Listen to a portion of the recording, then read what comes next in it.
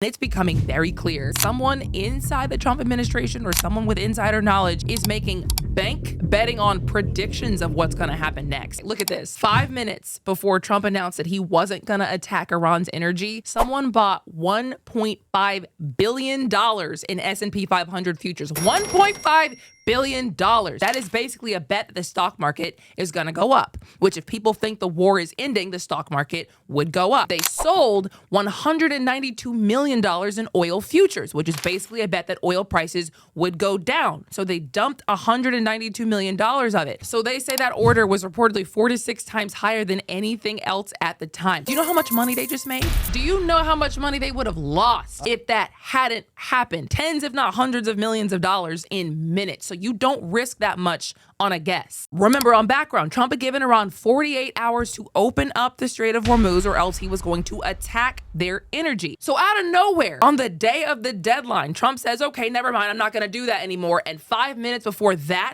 someone made those massive trades. That's why Chris Murphy said, who was it? Was it Trump? Was it a family member? Was it a White House staffer? This is corruption. Mind-blowing corruption, he says. This is not the first time this has happened. Apparently, 8 new accounts created around March 21st bet a total of nearly $70,000 on there being a ceasefire before March 31st. 2 days later, Trump announced, he's backing off the strikes and wants to make a deal, a ceasefire. And not just them. The same person who created an account and bet the U.S. was about to strike Iran right before the U.S. struck Iran the first time back in February also made that same trade. Like, I would think these high-ranking people in these high-ranking positions could potentially do insane things to make money because they can bet on it. And that's what I was kind of getting at earlier. What if there's literally things he can't say because his team is saying, don't say this yet. We got to have this bet go through by this time. What's to stop them? 1,000%. Nothing's to stop them from doing, I bet $1 bajillion this country is going to drop a nuke by this date.